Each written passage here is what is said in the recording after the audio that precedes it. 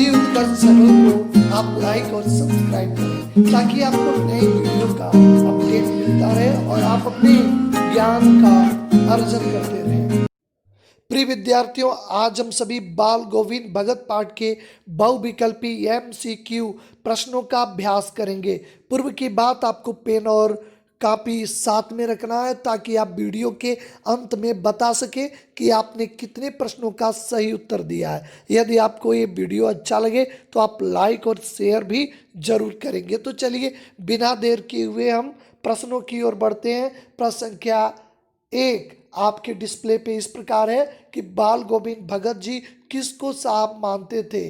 विकल्प ए कबीर, बी तुलसीदास, सी रामानंद, डी कृष्ण। आप अगर इस चैप्टर को पढ़े होंगे तो आपको 3 सेकंड में इसका सही आंसर आपके मन में आ गया होगा। चलिए आपको सही ऑप्शन की ओर ले चलते। ए कबीर को ही वह साहब मानते थे, इसलिए विकल्प ए इस प्रश्न का सही विकल्प है।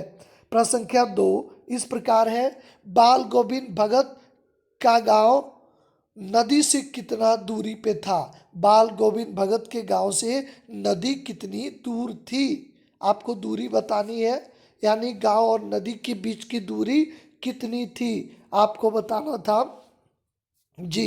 ये थोड़ा सा जटिल आपके लिए होगा, लेकिन अगर आपने बारीकी से अध्ययन किया होगा तो बिल्कुल आप 10 सेकंड के अंदर इसका आंसर दे सकते हैं। विकल्प ए 5 मील, विकल्प बी 2 मील, विकल्प सी 4 मील और विकल्प डी 10 मील। आप तुरंत ही बता सकते हैं कितनी दूरी पे था। चलिए आपको सही ऑप्शन की ओर ले चलते हैं। ऑप्शन बी 2 मील की दूरी पे था, इसलिए इसका विकल्प बी सही है। प्रश्न संख्या 3 बाल गोविंद भगत पाठ के लेखक कौन है। बाल गोविंद भगत पाठ के लेखक कौन है। बहुत ही आसान, पाठ के प्रारंभ में ही लेखक का नाम दिया रहता है। Option A Tulsidas, option B Swayam Prakash, C Jaishankar Prasad, D Ram Vriksh Benipuri. इसमें भी आपको 5 सेकंड का समय पर्याप्त है। ऑप्शन डी राम वृक्ष बेनीपुरी इसका सही उत्तर है।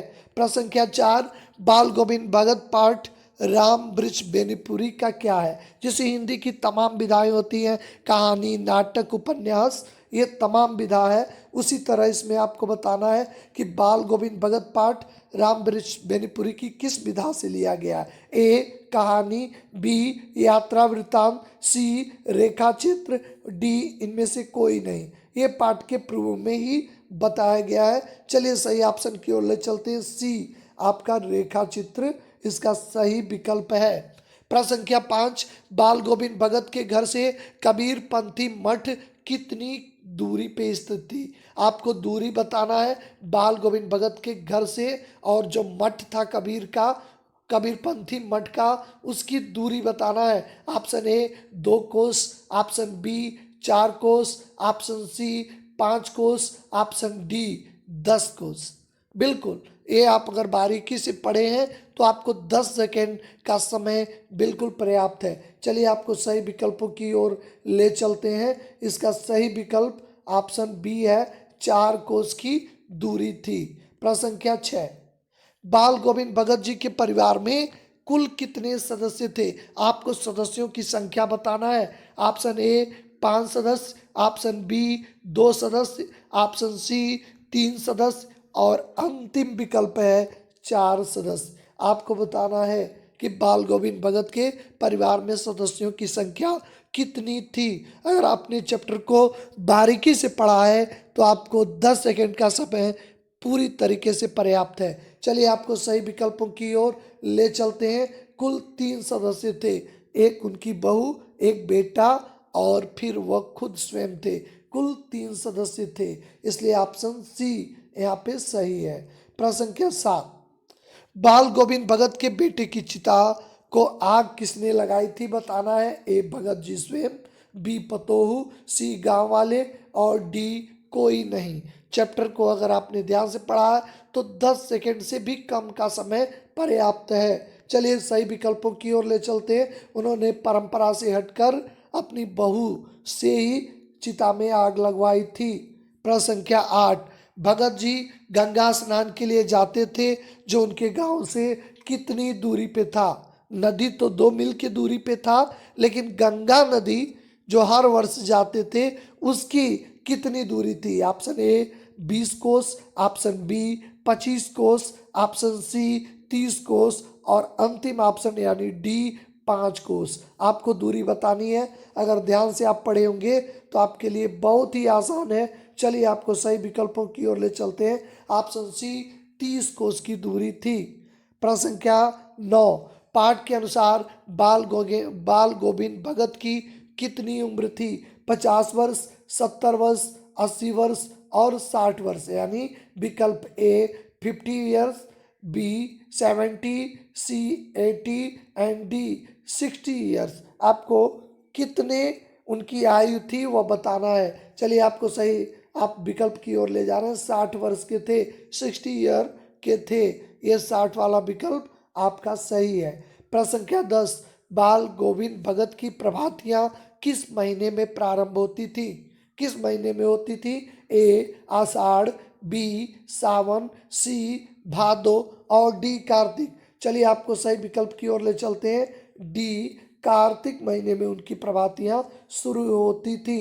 प्रश्न संख्या 11, बाल गोविंद भगत के गीतों में भाव व्यक्त होता था? प्रभु मिलन का, देशभक्ति का, सी वियोग का और डी इनमें से कोई नहीं। अगर आपने पाठ पढ़ा तो आपको 5 सेकंड का समय पर्याप्त है। वो प्रभु की बातें करते थे, प्रभु मिलन की बातें उनकी गीतों में दिखाई देती है।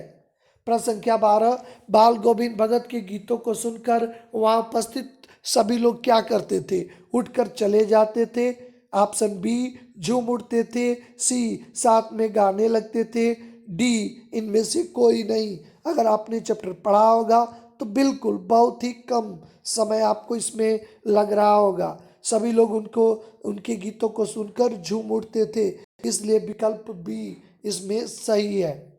प्रश्न संख्या 13, भगत जी की बहू उन्हें छोड़कर क्यों नहीं जाना चाहती थी? ए सामाजिक मर्यादा के कारण, बी संपत्ति के लोभ में, सी पति से प्यार होने के कारण, डी ससुर की चिंता के कारण। सही विकल्पों की ओर ले चलते हैं। सीधे डी ऑप्शन इसका सही है। वह ससुर की चिंता कर रही थी क्योंकि परिवार में अन्य सदस्य नहीं थे। वो भी चली जाएगी तो उसका पति भी मर गया है, तो भगत की देखभाल कौन करेगा? इसलिए विकल्प डी यहाँ पे सही है। प्रश्न संख्या 14, बाल गोविंद का व्यवहार क्या था? बाल गोविंद भगत का व्यवसाय, ऑक्यूपेशन आपको बताना है क्या था? ए खेती, बी दुकानदारी, सी पुस्तक विक्रेता, डी इनमें से कोई नहीं। तो उनका मुख्य व्यवसाय खेती था। ऑप्शन ए सही है। चलिए प्रश्न संख्या 15, भगत जी की भजन गाते समय क्या बजाया करते थे? ए विकल्प है ढोल, बी ढपली, सी गिटार, डी खजड़ी। आप अगर चैप्टर पढ़े हैं तो बहुत ही कम समय लगेगा। खजड़ी बजाते थे, ऑप्शन डी यहाँ पे सही है। प्रश्न संख्या 16, भादों की रात कैसी होती है? चैप्टर में ये बताया गया है। भादों की रात चांदनी, ए बी अंधेरी, सी सुस्त और डी उजली। चलिए आपको 4 सेकंड का समय इसमें लगेगा अगर आपने चैप्टर पढ़ा है। ऑप्शन बी भादों की अधरतिया बात की गई है, काफी काली रात होती है।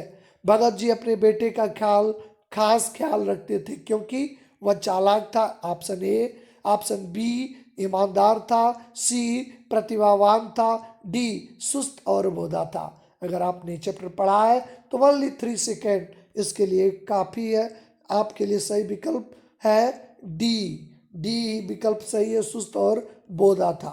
भगत जी का बेटा कैसा था? फिर एक बार यही प्रश्न आ गया है।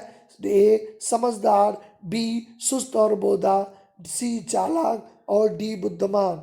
इसलिए चलिए आपको विकल्पों की ओर ले चल रहे हैं। सुस्त और बोधा था। प्रश्न संख्या 18, बाल गोविंद भगत किसके पद को गाते थे? ए रहीम के, बी सूरदास के, सी कबीरदास के और डी तुलसीदास के। आप सभी को बिल्कुल ये सटीक जानकारी होगी अगर चैप्टर पढ़े होंगे। कबीर के पदों को दोहराते थे, विकल्प सी सही है। चलिए प्रश्न संख्या 19, भगत जी के बेटे के मरने के बाद अपनी बहू को दूसरी शादी क्यों करवाना चाहते थे? ए उसके सुखद भविष्य के लिए, बी छुटकारा पाने के लिए, सी सबकी नज़रों में अच्छा बनने के लिए, डी इनमें से कोई नहीं। आप सभी जानते हैं वो आखिर क्यों चाहते थे? उसके सुखद भविष्य के लिए। ऑप्शन ए ही इसका सही उत्तर है। प्रश्न संख्या बी, भगत जी प्रतिवर्ष गंगा स्नान जाते थे, संत समागम के लिए, बी पद यात्रा के शौकीन थे, जी गंगा जी से आगाध प्रेम था, डी स्नान कर पुण्य प्राप्त करना चाहते थे इसलिए। अगर आपने चैप्टर को ध्यान से पढ़ा होगा तो बिल्कुल बहुत ही कम समय लगेगा। विकल्प ए सही है, संत समागम के लिए जाते थे। प्रश्न संख्या 21, बाल गोविंद भगत किन परिभाषाओं पे खरे उतरते थे? कृष्ण के, बी मानव के, सी एक साधु के, डी एक गृहस्थ के लिए। चलिए बिना देर किए हुए आपको सीधे सही उत्तर की ओर ले चलते हैं। वह साधु की सभी परिभाषाओं पे खरे भी उतरते थे। गले में किस प्रकार की माला पहनते थे? क्वेश्चन नंबर 22, गले में किसकी माला पहनते थे बाल गोविंद भगत? ए मोतियों की, बी चंदन की माला, सी तुलसी की माला, डी 108 मनकों की माला। इसमें बिना देर किए हुए आपको सही विकल्पों की ओर ले चलते हैं। सी ऑप्शन सी सही है, तुलसी की माला। प्रश्न संख्या 23, बाल गोविंद भगत के आजीविका का क्या साधन था? किस तरह उनकी आजीविका चलती थी?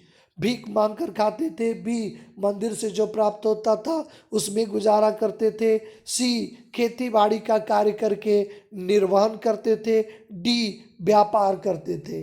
अगर आपने चैप्टर पढ़ा है तो आपको बिल्कुल बहुत ही कम समय लगा होगा।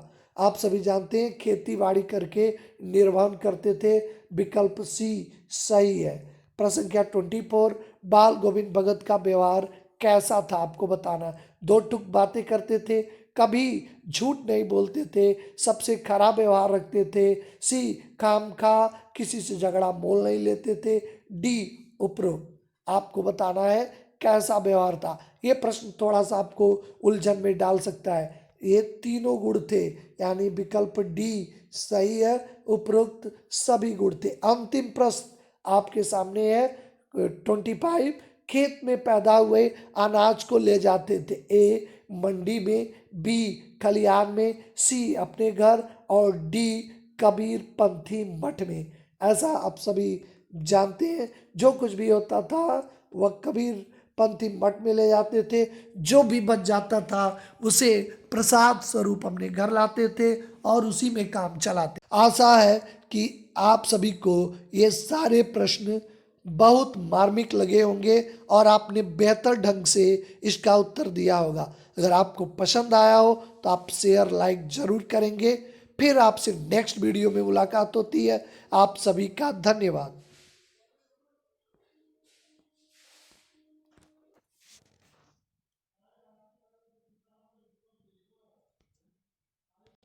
हिंदी उत्कर्ष चैनल को आप लाइक और सब्सक्राइब करें ताकि आपको नई वीडियो का अपडेट मिलता रहे और आप अपने ज्ञान का अर्जन करते रहें। हिंदी उत्कर्ष चैनल को आप लाइक और सब्सक्राइब करें ताकि आपको नई वीडियो का अपडेट मिलता रहे और आप अपने ज्ञान का अर्जन करते रहें।